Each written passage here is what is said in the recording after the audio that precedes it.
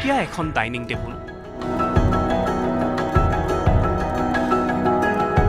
1600 KG ওজনৰ dining টেবুলখন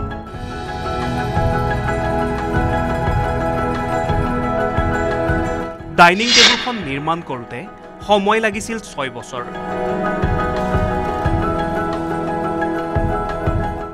আজিকালি প্ৰায় সকলোৰে ঘৰত এখন ডাইনিং টেবুল থাকে হয়তো কাৰোবাৰ প্লাষ্টিকৰ বা কাৰোবাৰ ঘৰত কাঠেৰে নিৰ্মাণ কৰা ডাইনিং টেবুল আছে ইয়াৰ উপৰিও কিছুমান আধ্যবন্ত লোকৰ ঘৰত দেখিবলৈ পোৱা যায় বিভিন্ন ডিজাইনৰ ডাইনিং টেবুল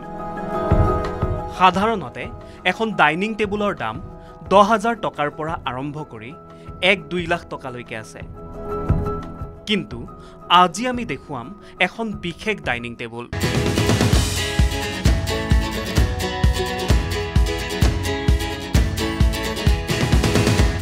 যিখন ডাইনিং টেবুল দেখি আপুনিও আচৰিত হৈ পৰিব কেৱল এয়াই নহয় ডাইনিং টেবুলখনৰ দাম শুনি অবাক হৈ পৰিব আপুনি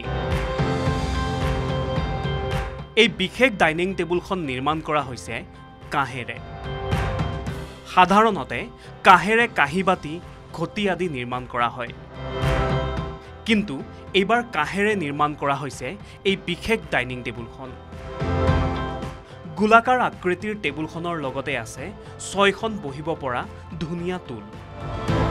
ডাইনিং টেবুলখন নিৰ্মাণ কৰোঁতে সময় লাগিছিল সুদীৰ্ঘ 6 বছৰ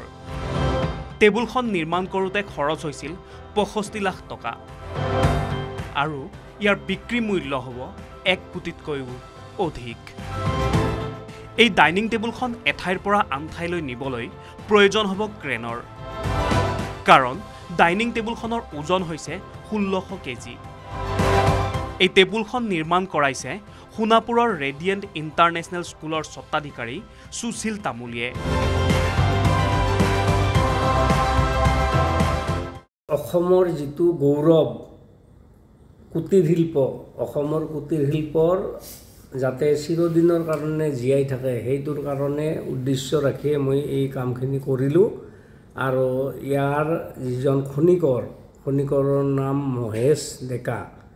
তেখেতে বহুত কষ্টৰে এই ডাইনিং টেবুলখন মানে বনাইছে আৰু এইখন বনোৱাতে 6 বছৰ লাগিছে ইয়াৰ ওজন হৈছে 1 কুইণ্টল 200 কেজি মানে যিটো বনোৱা খৰচ 65 লাখ টকা আৰু ইয়াৰ বিক্ৰী ৰেট প্ৰায় 1 কোটি টকা খনিকৰ মহেশ ডেকাই নিখুঁতভাৱে নিৰ্মাণ কৰিছে ডাইনিং টেবুলখন বৰ্তমান সুশীল তামুলীয়ে ছাত্ৰ-ছাত্ৰী অভিভাৱক আৰু দৰ্শনাৰ্থীৰ বাবে নিজৰ স্কুলতেই ৰাখিছে এই বিশেষ ডাইনিং টেবুলখন কুটিৰ শিল্পৰ ঐতিহ্য ৰক্ষাৰ বাবে এই পদক্ষেপ লৈছে সুশীল তামুলীয়ে